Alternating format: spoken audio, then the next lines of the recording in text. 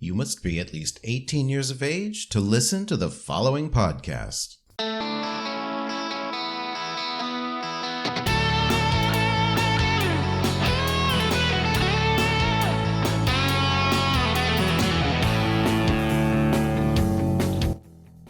Ready now? I'm ready. Okay. Hi, I'm Robert Black, and this is Sexual Heroes, and today I have with me Richard Haymes. Hi. Hi there. Richard is here because he is responsible for founding and managing many different programs and organizations related to HIV/AIDS in its earliest days and ongoing, LGBT youth, transgender youth, LGBT violence. So there's a lot to talk about today. But I want to start with, we're going to start in 1985. Okay. Bender. Yeah. And until then, your life, your education, your career was all about graphic design. Totally 180 degrees from where I've tried with. Yeah. So what happened in 1985? What was that aha moment that turned the ship? I definitely had an aha moment. I was freelancing and working out of my closest friends with AIDS studio. Mm-hmm. And I had just done a job for the Museum of Modern Art, and I got a call, and he got a call, and we were at two ends of a long desk. So I had at my end of the call was the curator screaming at me that the book arrived and it was the wrong color red. And he got a call from his doctor saying that his blood work just came back and he needed to get to the hospital immediately. And we both hung up. And it was in that moment that I thought, okay, wrong color red, friend dying. What's wrong with this picture? So priorities became very... Yes, and it was the right color red, actually. But that's beside the point. Something switched in my head, and I had known many people, of course, who had already died since 82, but Tim was my closest friend who was the first to pass away. And I went to my primary care doctor at the time, Barbara Starrett, and, was telling her all the crap that was going on in my life and everybody's lives. And she said, you need to start volunteering at the clinic. And I said, what clinic? And she said, the clinic in the community center. I said, what community center? I was so oblivious to this other side of the gay community that was just 2 blocks away from where I was living. I was living on 15th Street, and the center is on 13th Street. So she gave me the name of the director, said, call Rona and go meet with her and start volunteering there. So I did, and Barbara Starrett was a very robust, let's say, woman, lesbian, and she was one of the founders of this community clinic. So she gave me Rona's name, and I had a picture of Rona being in a flannel shirt and as robust as Barbara. And when I went into the center, the clinic was on the second floor, and it was in the former Maritime High School. And I asked for Rona. They pointed me to her, and here was this petite, heterosexual woman. Okay. I want to talk about. Okay, talk about you. All right. You started volunteering. I did. So I started. What were you doing? First, they put me in the lab at night. Was that rude? I want to talk about Richard. That's okay. But it's all an evolution, because without Rona, none of this would have happened to me, really. But I've been lucky enough to have mentors in my life that have just sort of guided me to places that I would never have gone. And she certainly Was instrumental. was totally instrumental. And interestingly, excuse me, I had wanted to be a doctor growing up, but I didn't think you could be a gay doctor. Oh. And I grew up with two basic fears of people kill you because you're Jewish and people kill you because you're gay. Not even knowing what gay was, but I knew what I was feeling I wasn't supposed to be feeling, or talk about what I was feeling. So when it came time I was also artistic, so that's why I chose graphic design and rather than medicine. And all of a sudden, 180 degrees, You're in the world. later, I'm in the world of medicine. And the clinic, Community Health Project, was an unlicensable space that the Department of Health made. They just gave us a pass every year because we were keeping all the gay men coming in with gonorrhea and syphilis and out of the Department of Health clinics. What were you doing there? So I was in the lab. Was no healthcare certification? No. Training? They trained me what I needed to do. I was taught how to do phlebotomy. See, now that would be a huge deal. Or was it a huge deal there and they just kind of let it happen? Because now you go through a course and Oh, of course. There was none of that. None. Literally, this space didn't have walls that went to the ceiling. So the exam rooms, there was no confidentiality. So, but the only way the city would give the building to this group that wanted to form the Gay and Lesbian Center, as it was known then, was if there was an anchor tenant that was a clinic. Mm-hmm. So two former STD clinics, they call them sexually transmitted diseases then instead of STIs, merged and created Community Health Project and was the anchor tenant in the center. So I was taught by the man who was also a volunteer, did other things in real life, taught me the procedures for the lab. And so I started out one night a week, and eventually ended up running. And very quickly, within a few months, I was the head of the lab. And on the payroll. Not on the payroll yet. I was still volunteering, still doing freelance design work because it was transitioning. But I said to Rona, the first job that comes open, please let me know. So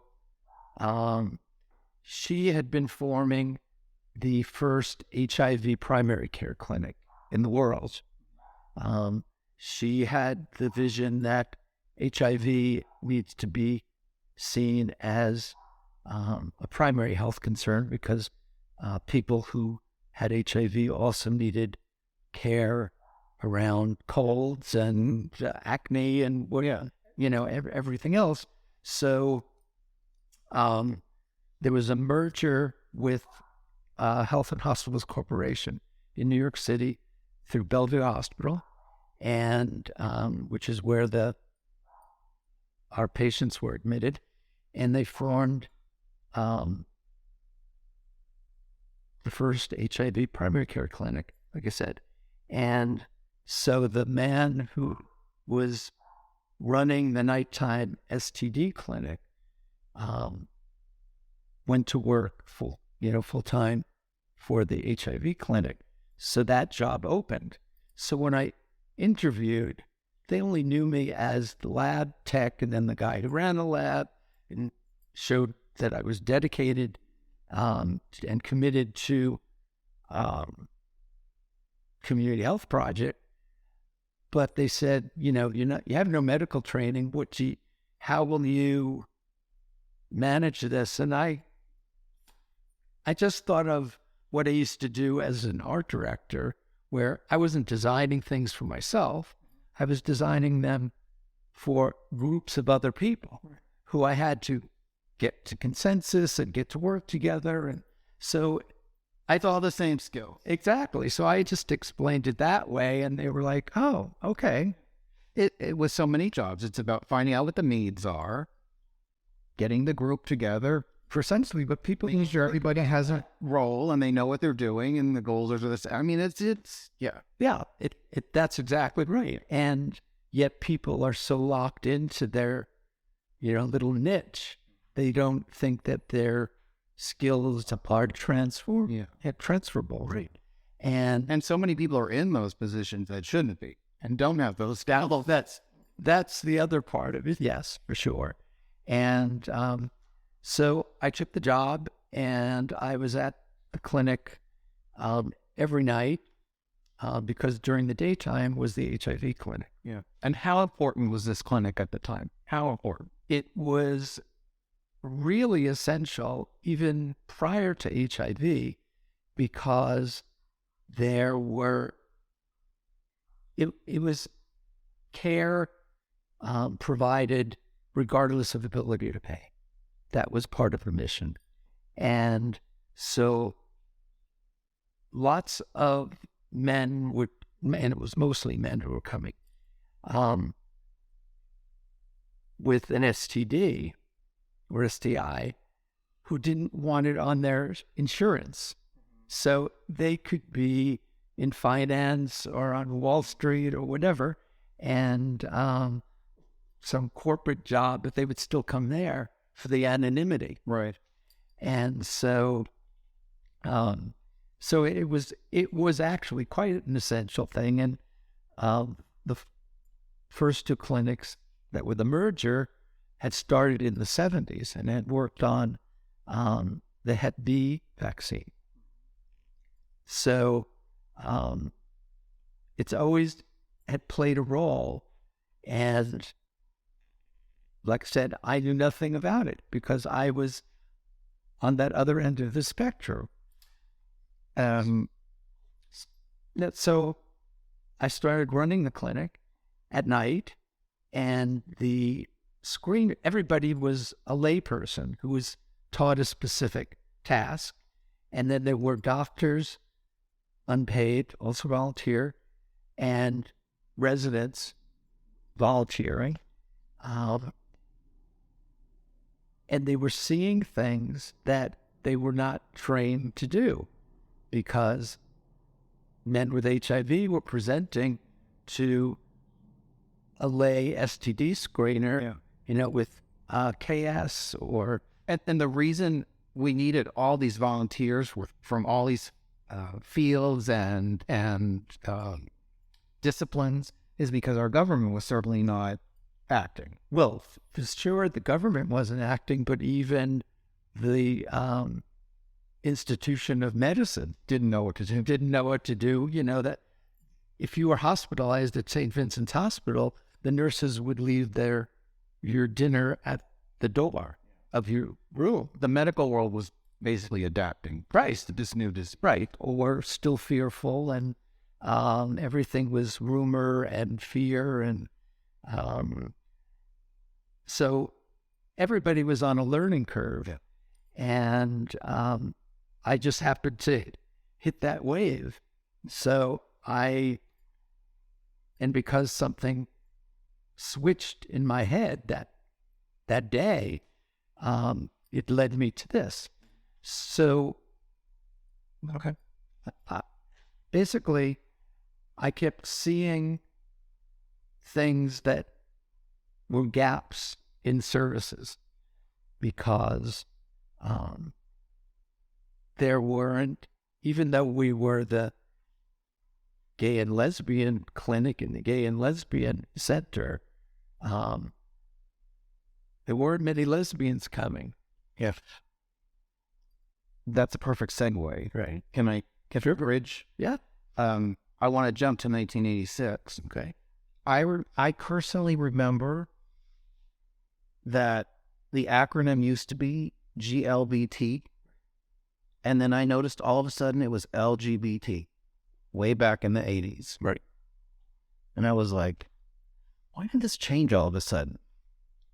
And it's Because of Richard. Well, what, and these, why was that important? Why did you need to do that?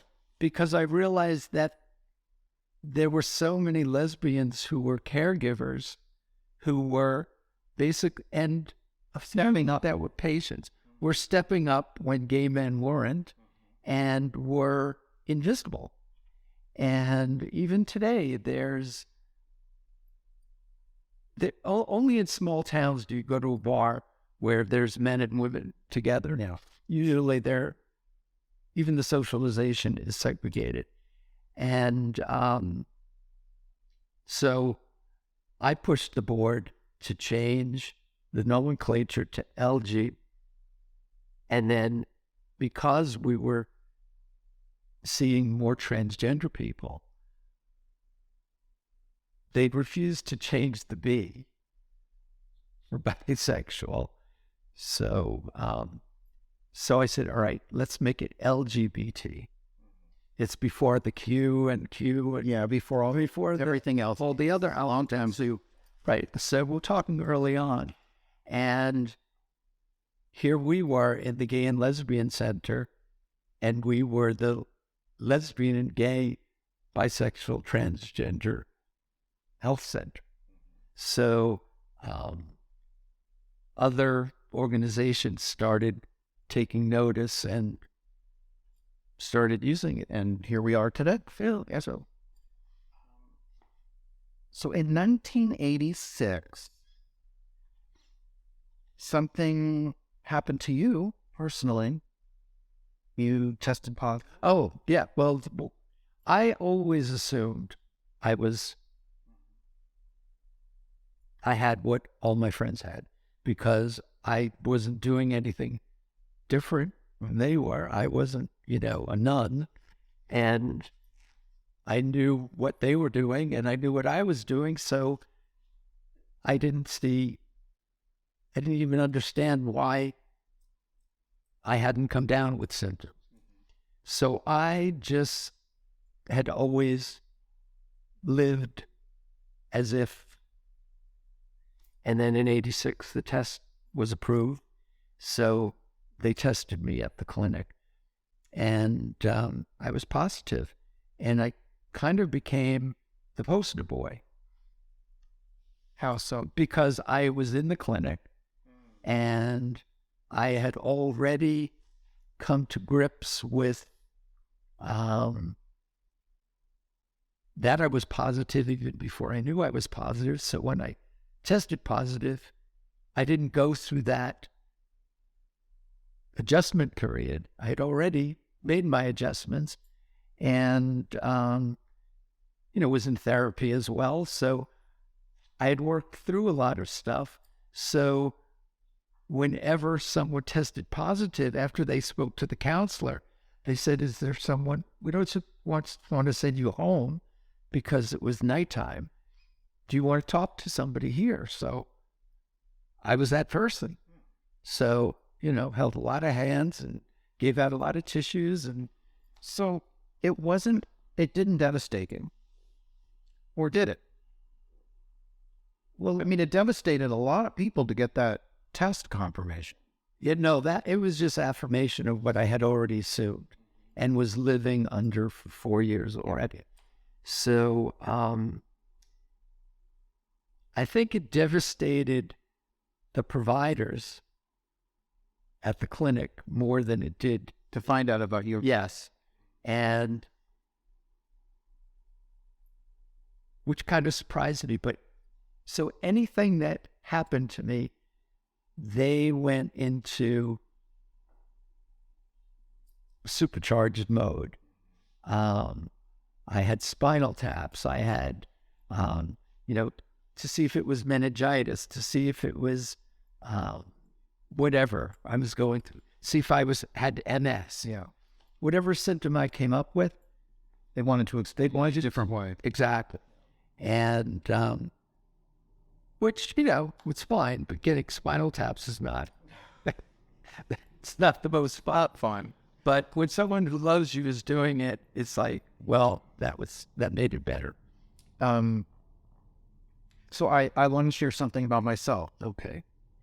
And I have never shared this publicly.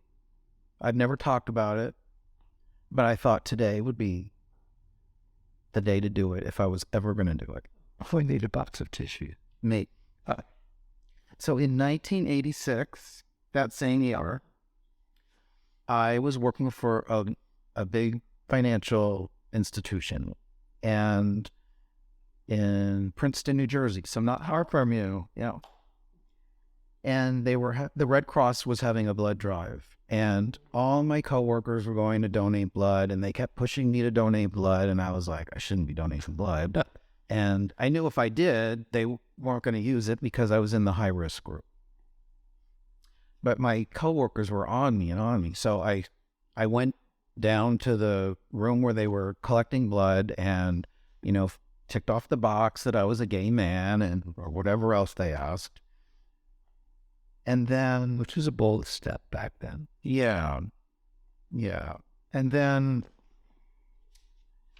that was October of 1986. And then in January of 1987, I got this letter. This is from 1987. I've kept it all these years. This is the letter telling me, at the time you donated blood, we informed you that we routinely do several tests on all blood and that we would notify you of the findings. Your blood did show a reaction to one of these tests. I think it is important for you to come in to discuss this test result since it indicates the finding of importance to your health. Her tactful. Well, and this is from the Greater New York Blood Program, New York Blood Center, American Red Cross. Well, it didn't take much for me to figure out what this was about. And so I was 23 at the time in a relationship. And although I thought I might have had it, but I had very few, at that time, very few sexual encounters that might have explained getting HIV. And I do believe that I probably contracted it back in 81 because I had been in a relationship for a while. So anyway, it has instructions to go into New York. I had to go into New York and make an appointment and talk to somebody to get the results. And that's how I found out. Did they counsel you? I think it was a nurse that I spoke to, and she informed me, and a friend went in with me. And I mean, it was just like in a movie. I mean, she's telling me this, and all of a sudden, like, the room is spinning and echoing, and I'm just not hearing what she's saying. And then she's talking about how to suck a dick, and she's telling me to lick the sides, and like, this is what we're talking about. And I'm trying to process that I just got a death sentence at 23. So, So I wanted to share that here today. Thank you for sharing. It's it's a painful part of my life I didn't think I'd ever talk about, but that's it. Well, I'm honored that you shared it. Well, talking to me, and I, and looking over your history, I was like, wow, we really, we've come Really parallel track. Yes, yeah. No one's studying me. I'd be studying me. I've never had an opportunistic infection, Me, other than thrush, and that was because they use inhalers for asthma. And I have only one friend living with AIDS from that time. And he actually lives with his husband in L.A. Yeah. All of them, everyone else died quickly.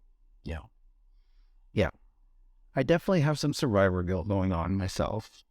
I don't even think of it as survivor guilt anymore. Because I had that a lot. And then I just started thinking about, well, what's my purpose? And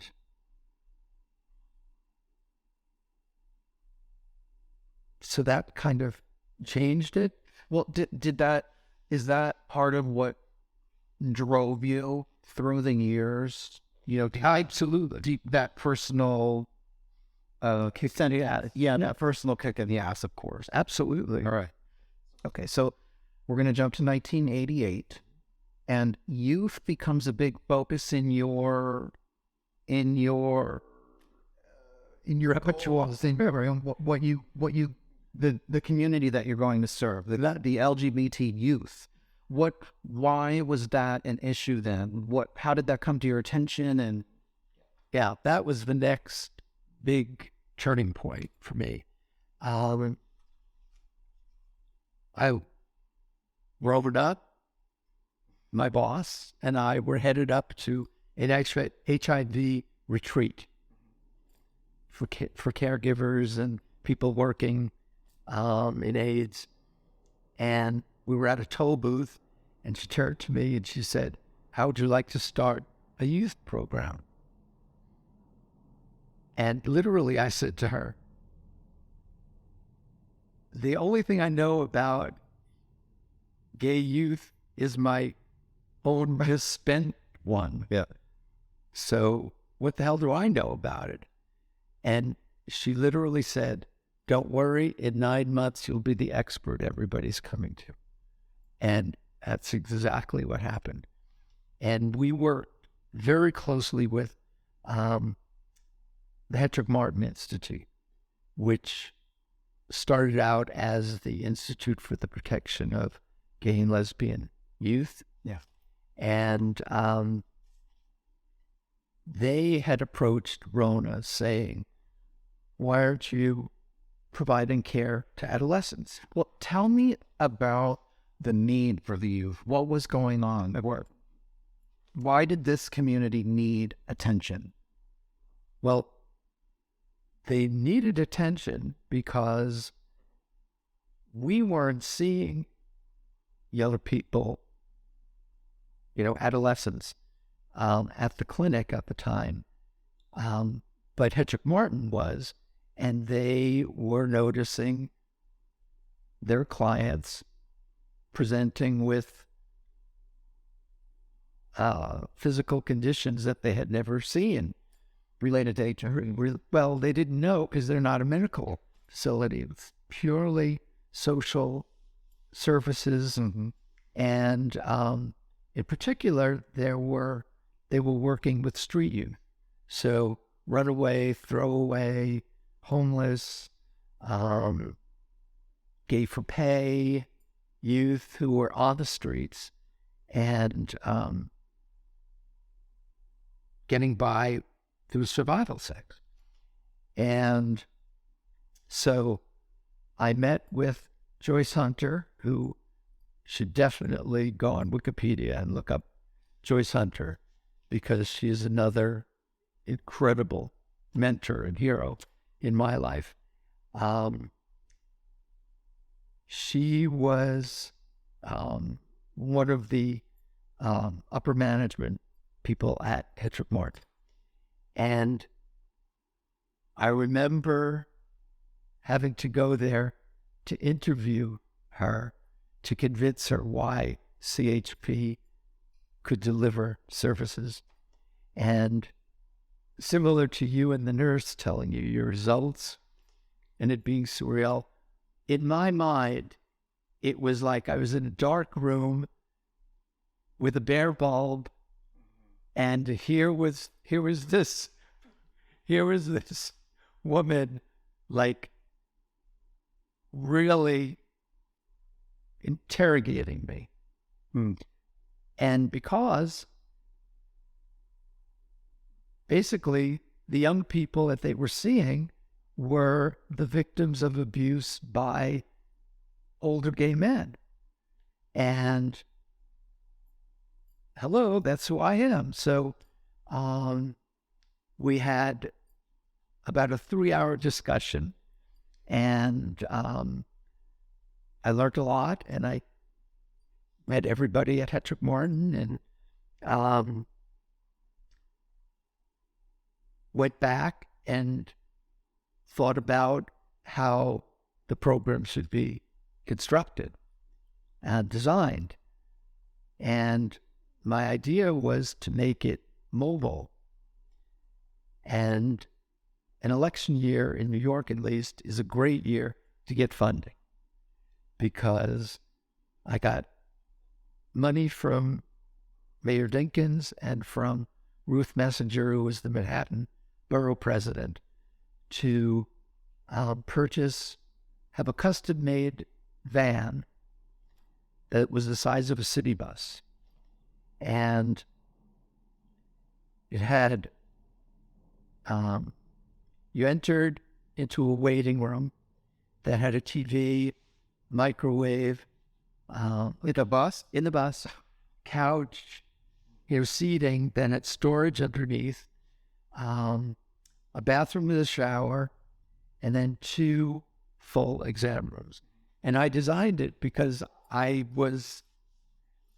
not only had my graphic design background, but my high school was from Brooklyn Tech, so I knew how to draw mechanical drawings. Of course you did. So I was able to come up with this thing, and I knew what the dimensions had to, the maximum, I think it was 34 feet.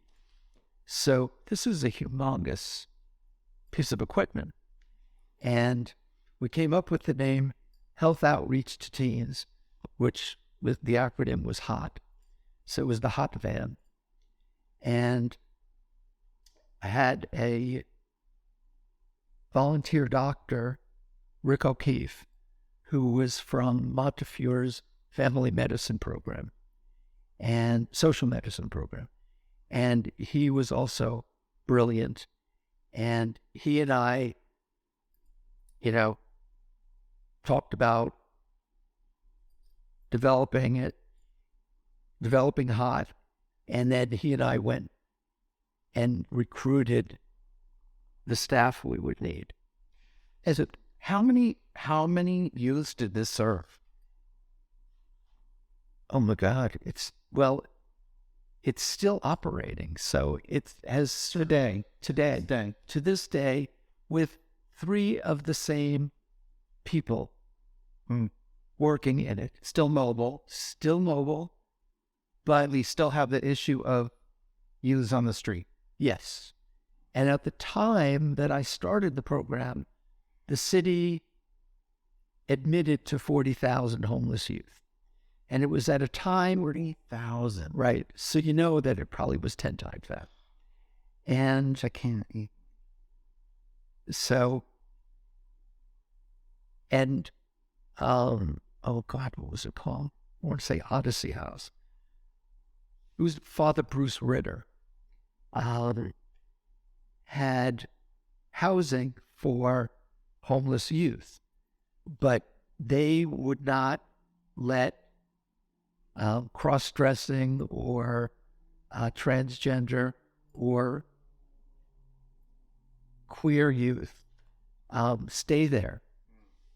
And their rationale was they couldn't guarantee their safety from either the other young people or even the staff, which blew my mind. But it was like, well, we have to do something. So we created a system for HOT that turned everything upside down. So because for a young person just entering a building that said Gay and Lesbian Center. Tremendous. Yeah, or a big admission that they weren't ready to admit. And besides which, they would be in a room with adults in the waiting area. Not appropriate.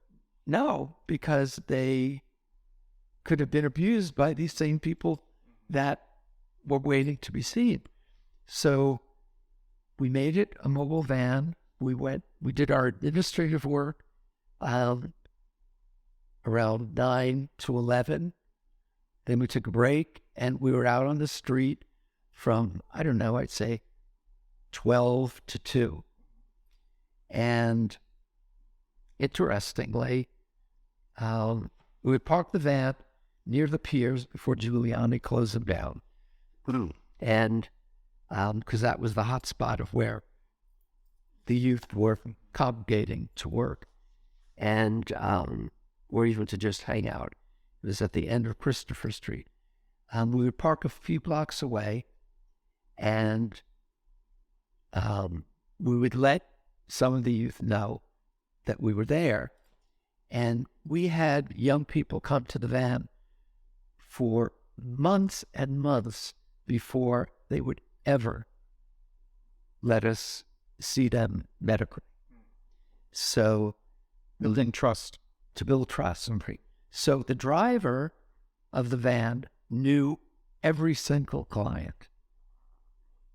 The providers didn't, because it took months before they got to see anybody.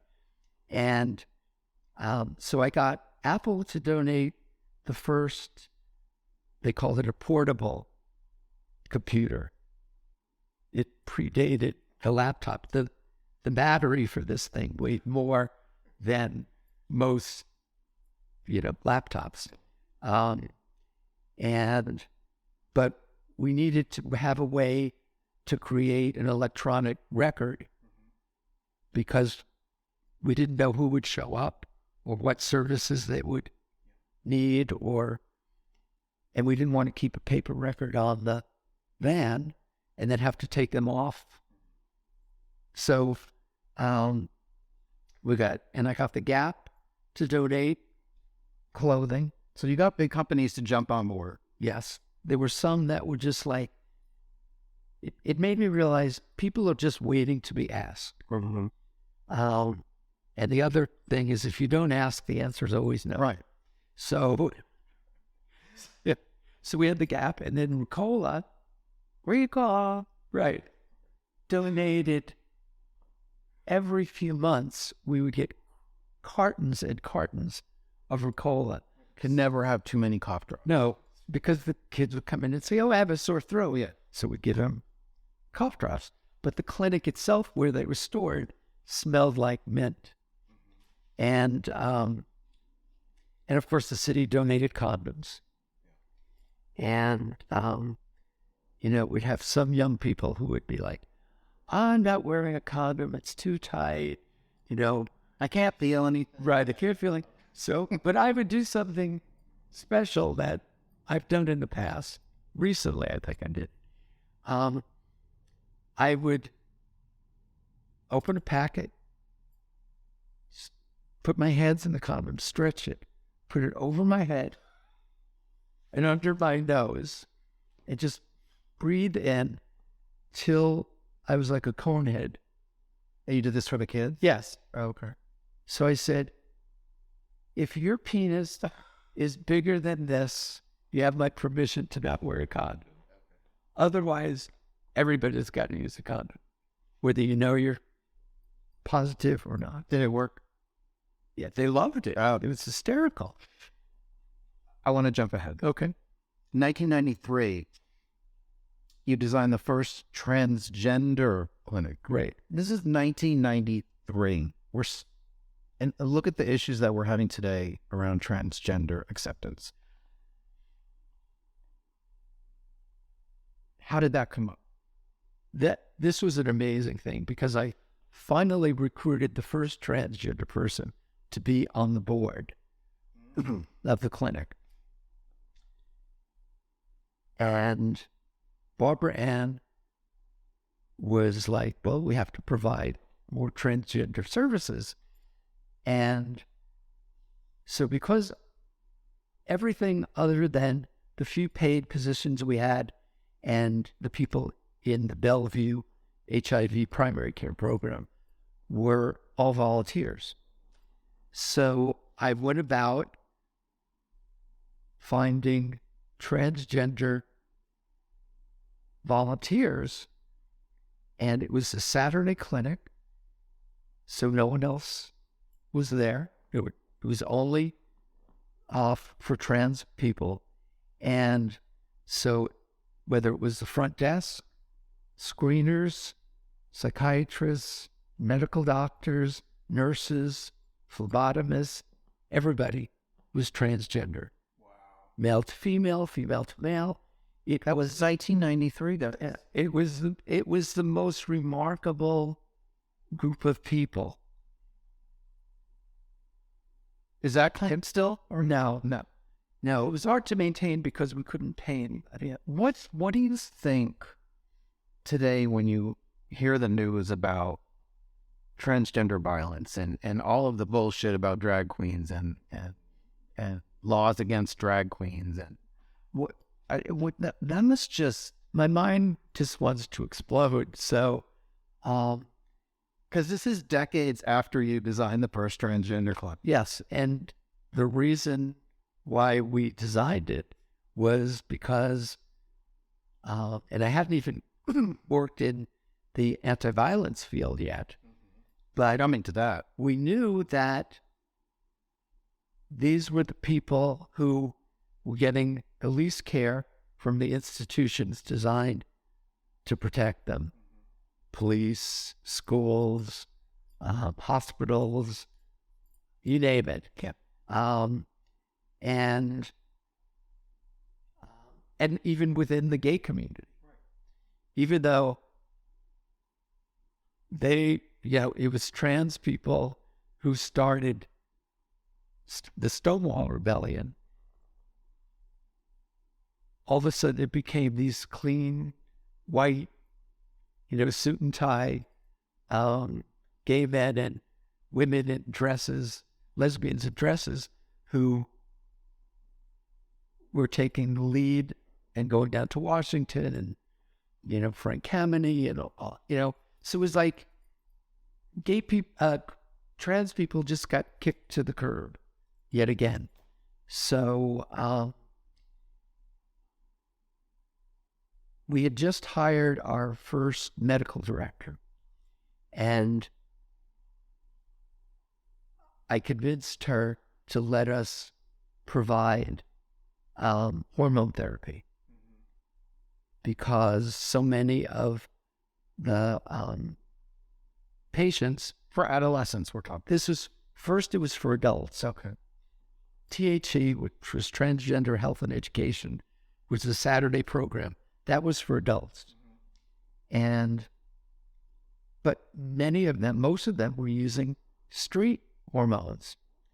And every trans kid on the van was using street hormones. So this became another public health issue, and it became harm reduction or risk reduction. So we were doing needle exchange illegally, but we could prescribe hormones legally. And I mean, I think I mentioned to you, it was like the Wild Wild West. And kind of like Palm Springs, when it started to get built up, there were no rules or regulations, and people just had an idea and went with it. And that's how I felt during all this time, that I was in a position to help and to see gaps in services, identify things, and solve problems that other people seem to just be ignoring. Yeah. And I was lucky enough to have this boss who said, whatever I wanted, just go for it. Do it. Just like your boss out there, right? Every boss is like that. We're going to jump to 1998. Okay. And then your focus again changed, and it was on the Gay and Lesbian Anti-Violence Project. Right. Well, just to back up a little bit, when the next executive director came in, there was really a push for us to move the clinic out of the center and into its own freestanding, licensable clinic. So we ultimately moved to 18th Street in Chelsea, bought a building, and had it converted into a state-of-the-art health center for the LGBT community. We called it Callan Lord, after Michael Callan and Audre Lorde. And it still exists, of course. And I think it's in several boroughs now. And so I was leaving hot because I couldn't be that hands-on. And there were certainly adequate people to do that at that point. And the year that I left, 3 of our trans youth were killed. One of them was Allie Forney, who a group got together and created housing for youth and trans youth. And it's called, and it's in his name, it's the Allie Forney Center. And the moment that I knew that what he had done was successful was that there were 2 places where gay youth started to hang out, and there were enough of them out to form gangs. Not that they were gangs killing each other, but they were able to come out of the shadows, be themselves, and be like other kids. You know, there was a clique here and there was a clique there. And it was like, okay. And I felt that was a measure of success, that young people, at least enough of them, started to own who they were. They felt free and to be themselves. Correct. And so basically my role at the new clinic at Callan Lord, I became more of the facilities manager than a program developer and director, which is really what I love to do. So I was basically a major super. Something went wrong, they called me, and I would get someone to fix plumbing or whatever. It's like, this is not what I wanted to do. And around that time, I got back to NYU to get my master's at the Wagner School in not-for-profit management. And Christine Quinn, who had been the executive director at the New York City Gay and Lesbian Anti-Violence Project, was leaving to run for city council. So I was approached by them to apply to be the executive director there. And I wasn't paying much attention to what was going on with other organizations, but I knew that they were having a problem with diversity because it was in all the gay rags and on the local gay news station. So, I had some idea about it. And then, of course, when they asked me to apply, I did as much research as I could, like you would for any job. And I went in for the interview. There was one person of color. I think there was 3 women and probably 4 men interviewing me, all from the board. And I said to them, I have a question before we even start. I'm obviously a white man, and I know there are issues about diversity within the organization and within the community about the organization. So why would you even consider hiring a white man when at least it was a woman in the role before me? And they had done their homework, and they felt that my background of diversity and inclusion and, well, filled the... You had a track record. Right. But, yeah. And so we had a discussion, and I said to them, you need to know that if you hire me for this position, the Anti-Violence Project had been primarily seen as a criminal justice organization, protesting when someone was beaten, dealing with the cops. And I said, to me, violence against and within the community is not only a criminal justice matter, but it's a public health matter.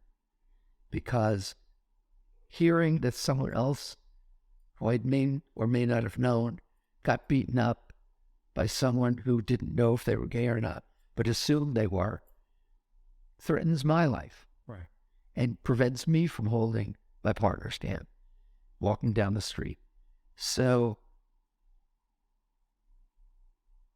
it's not that I'm going to do away with all the other work, but I think there are parts of the Anti-Violence Project that need to be expanded. So it was a more holistic approach to the whole issue. Right. And it was like they had never really seen it as that.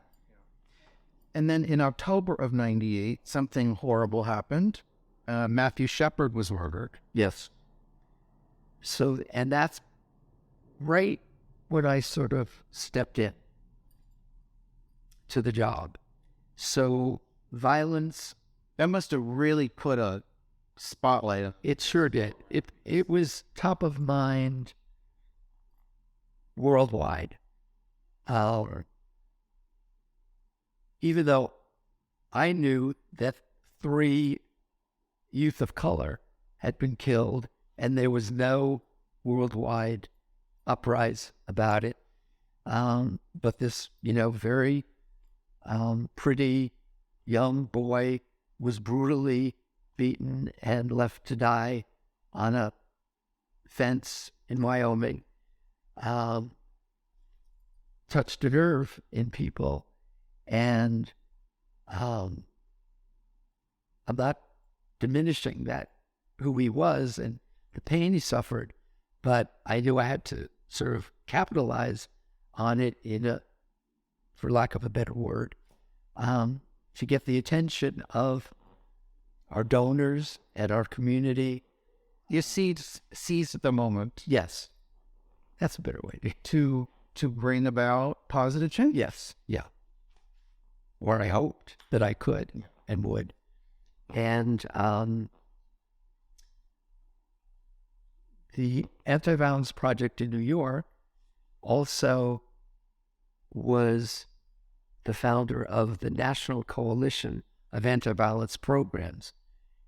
And most of them, except for San Francisco, which had a thriving one, most of them were really flying by the seat of their pants and actually had formed when an event had happened. So there was an anti-gay murder, and the the community mobilized and started an organization, and it was all volunteers, and they had their budgets, and they really didn't know what they were doing, and we would help them with the press, with media, with law enforcement, with the families, with the community. So even before I actually started working there, I went to the annual meeting in San Francisco, and I took 2 people from AVP with me. And the Anti-Violence Project. The Anti-Violence Project, who were would be in the managed regime. And one of them is Clarence Patton, who's another hero of mine. And he was one of very few people of color at AVP. And he was the development director. And he would get dragged out, whenever there was an event to show how diverse AVP was. But he wasn't involved with direct services or anything. So I met with staff, and there were a few people of color on staff, and there was one trans woman on staff who had been a client, but she was the receptionist. And I saw in her, Vicky, you may have seen, she did a documentary about Marsha P. Johnson.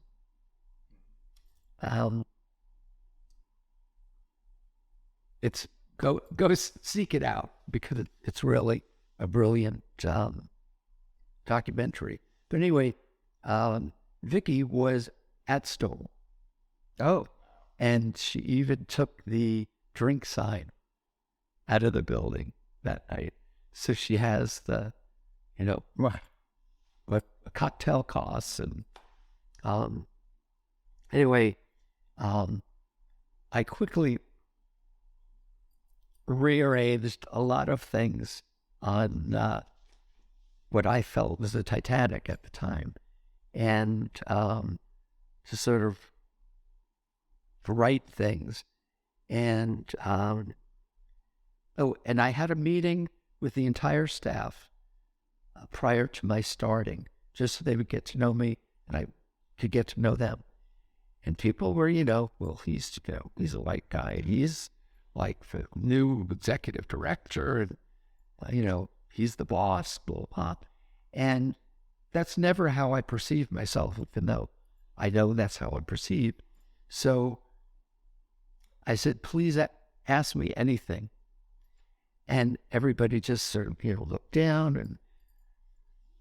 And then one person finally said, are you going to be the voice of AVP?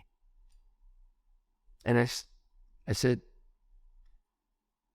there might be times when it's appropriate for me to be, but you do the work every day, and you all need to be the voice of AVP so that the community can see the diversity in staff. You can talk to the diversity in our client base. And if you have trouble with public speaking, I'll get you training. I'm a very resourceful person when it comes to helping people get where they went, because people did that for me. And so the first thing I did when I got there was to have a strategic planning meeting that was facilitated by a person who wasn't part of the organization, because I didn't want to come in and fire people, because I think that's a horrible model. I figured...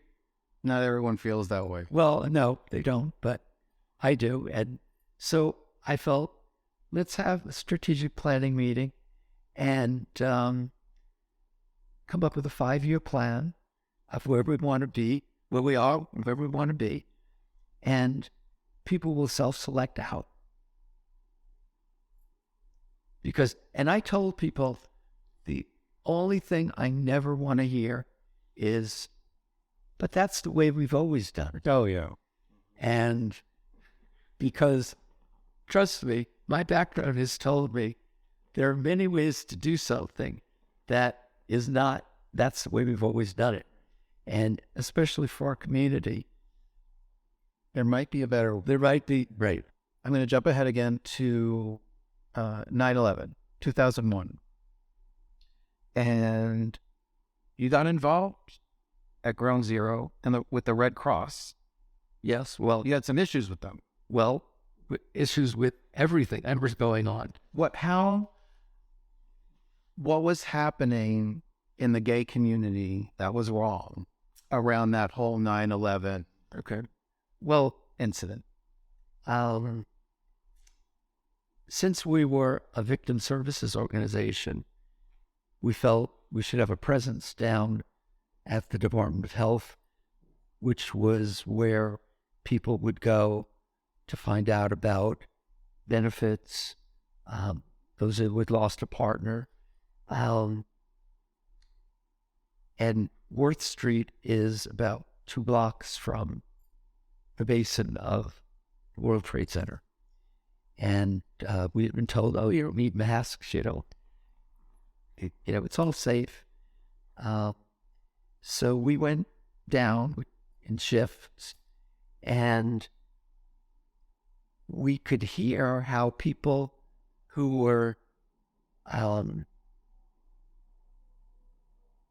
for lack of a better term, straight couples were being treated as opposed to queer people or non-gender conforming people or whatever, by the various organizations that had tables set up.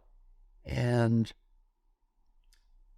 so it was really disheartening for someone to hear, and there was no gay marriage then. Right. So we lost that automatic privilege. You might lose that again if we're Right. careful. Exactly. So don't take anything for granted.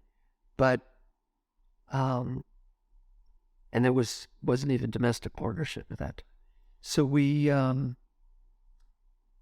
the American Red Cross has sent you that lovely letter from New York. Had a table there, and we heard how people were being treated versus how our community was being treated. So with 2 other executive directors, we called for a meeting at their headquarters on the Upper West Side, and went down there and told them what was wrong and what we observed and what needed to be changed. And we thought, this is going to be another meeting with, a bureaucracy that's going to, spin its wheels, and bam, they changed. So Why do you think it was that easy? I had no idea. Was it partly because of you and your reputation?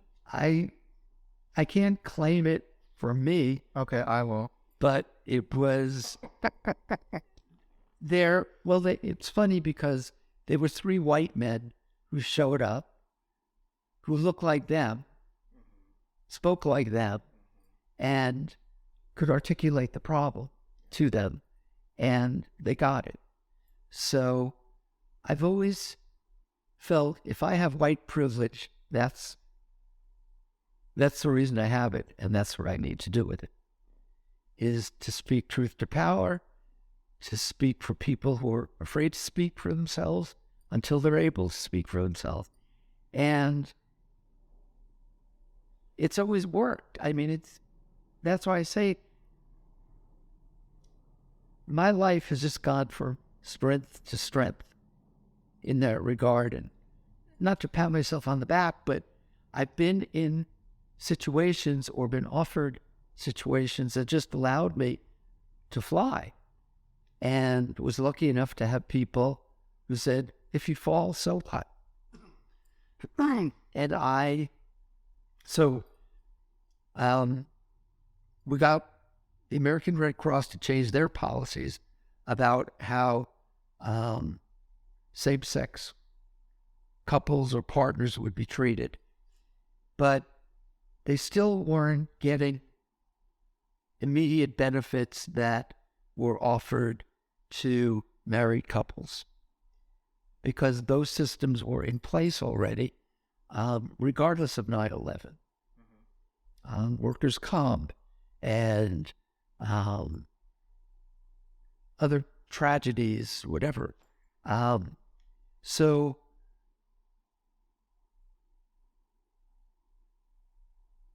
I lost my train of thought. Okay. You help facilitate that. Helping these gay men and women access Yes, better. right. So what we set out to do was to raise money from within the community so that all of the same-sex partners who had lost a partner could have an immediate boost of cash that straight people were getting. And we raised about $500,000, and we called it the 9/11 Fund, the LGBT 9/11 Fund. And we found 22 people that we screened, and one turned out to be a total scam artist. Yeah. So got rid of him. And the worst survivor was this young man who had been down at 9/11 with his partner. He himself had MS and couldn't run. And he was with his partner as the buildings were coming down. And I'll start to cry. He told his partner to run ahead so that he could save himself. And he crawled under a car. And the rubble killed his partner who ran ahead. And he survived. And he had such survivor guilt that it's so tragic, he ended up committing suicide. So ultimately, we had 20 surviving same-sex partners from New York, the Pentagon, and Pennsylvania. And we divided the money equally among them just to, give them a boost. And it was the weirdest thing for the Anti-Violence Project was normally we just were doing our job and helping victims of violence. But all of a sudden, we were also victims of violence, helping people cope with this existential threat, plus any other violence that was in their lives. So it changed the whole dynamic because, doctors are trained to have that distance, that objectivity,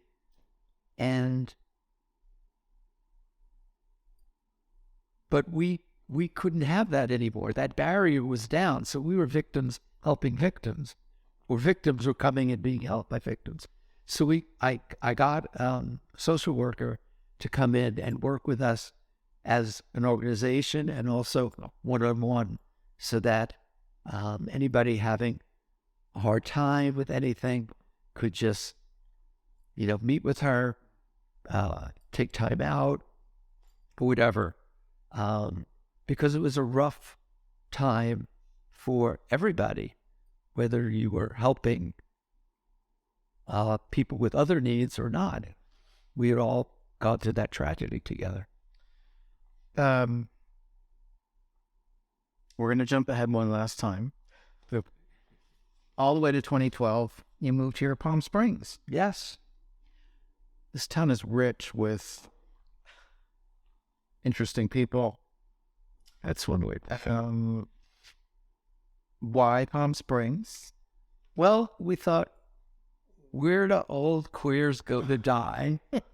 So we were living in Jersey City at the time, and I needed to go out on disability because all the treatments that had been approved were failing me, and said there was nothing that I could take. And I had 6 T cells that I could name. And I think they were like Lucy and Ricky, Ethel and Fred, and little Ricky and Babalu. I just sort of put levity to it, but it was a scary time. And one of the doctors who had rotated through Community Health Project as a resident was now at the Aaron, was it the Aaron Diamond? Yeah, the Aaron Diamond Foundation, running clinical trials. And I called him, and Merck was just starting. There were only 6 slots for a new protease inhibitor. And he said, you know, the criteria is you can't be on this, you can't be on that, can't have taken this. So I said, well, I've taken everything. So he talked to my primary care doctor and said, Richard's got to go off everything for 6 weeks. And he held that space, one of 6 spaces open for me, till my blood work came back, showing that I was naive from having taken any of the prohibited medications. And I credit him with saving my life because, and I was on that drug. I'm still on that drug. And here you are today. And here I am today. How would you describe your life? One word. One word for you. Well, I would say overwhelming, but just to spin it better. God,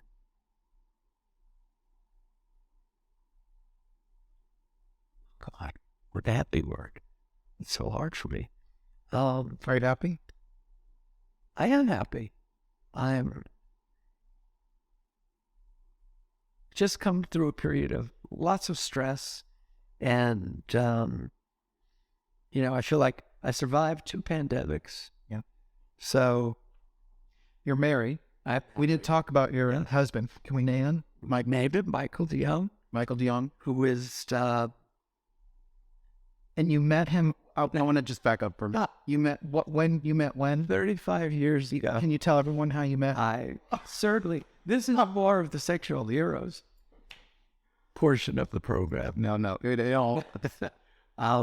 We met on a phone sex line because in sex. It predates Grindr. What year was that? This was 1988. And it was one of those lines that you called like an 800 numbers, probably 888 or something. And you were on a queue. And someone would come on the line, and if you liked their voice, you talk to them.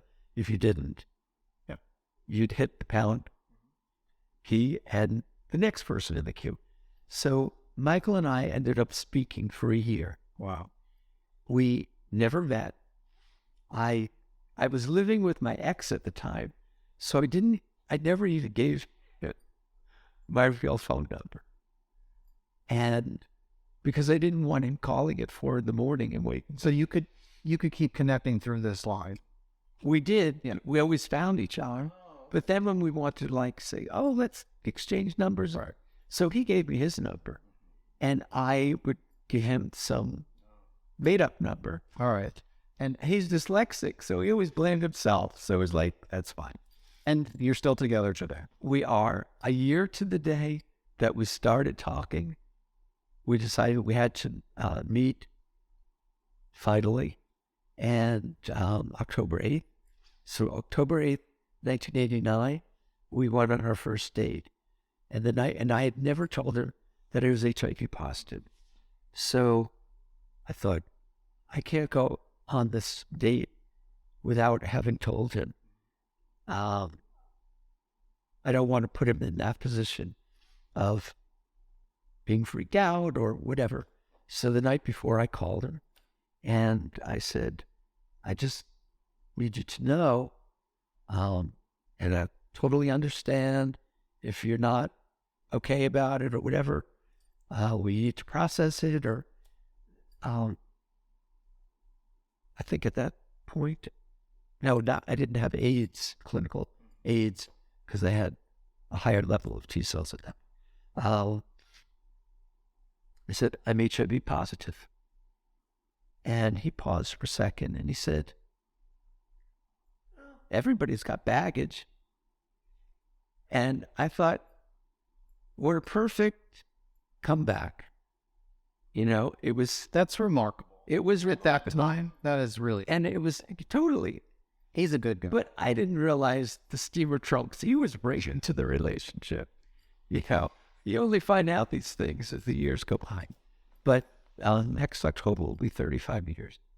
So we got our domestic partnership on October 8th, and we got married up on the mountain in 2013 when it was legalized federally on October 8th. So in 2013. And we kept doing it because I didn't want to have to remember more than one date. To wrap up, I'm not going to ask you, what are you most proud of? Because it's just, there's so much. What I'd like to know is, what would you like to share with people who are watching about the future? What do you see happening, or what do you think needs to happen now? Because it's fucked up. Yes. Because if you were in charge right now, let's do it this way. If you were in charge right now, like you were then, what's the first thing you would do? The first thing, and I've said this before to other people, if I was at working age and wanted to get back into things, I would work on the unhoused, because I think that there's not a city or a community that has figured it out, that has looked at it holistically, that has realized that every individual who is homeless or unhoused or unsheltered has a specific set of reasons. And it's an umbrella. It's not one definition. It's very complex. And it's so complex, but yet it's addressable if you break it down into component parts. We have battered women's shelters because we knew that women had to get away from their abusers. And then there were sets of things that they needed. So there are models that already exist. It just needs to be expanded out. Not every person who's unhoused is a drug addict.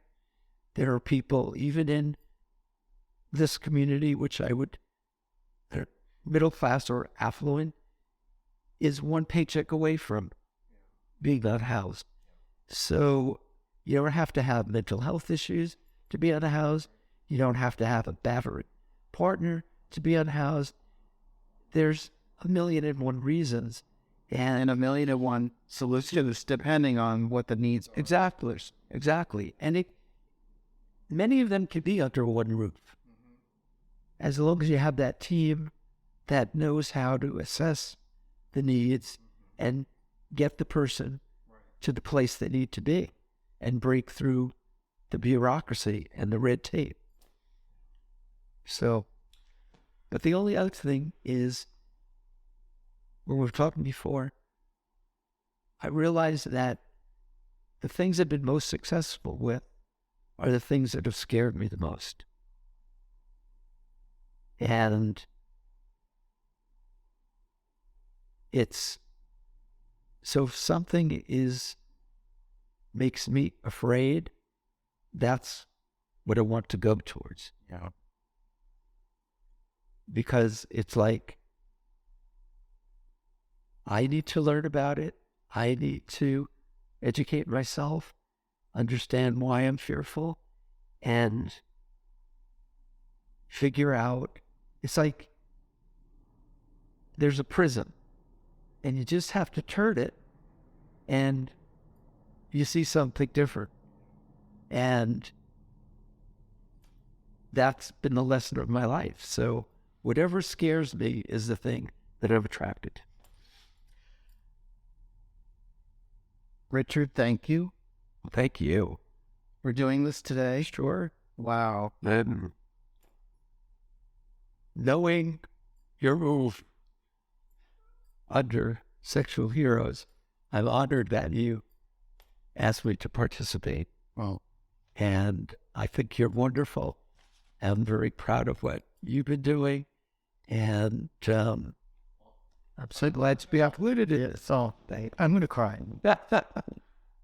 It's very meaningful to me to share it, because, you just go through life doing what you do, and, a small circle of people know about it, and I don't care if people know about it, but I just want them to be inspired to do something, to get off their ass and do something about it. That's what this is all about. And I hope you have been inspired today. And thank you very much for watching this episode of Sexual Heroes.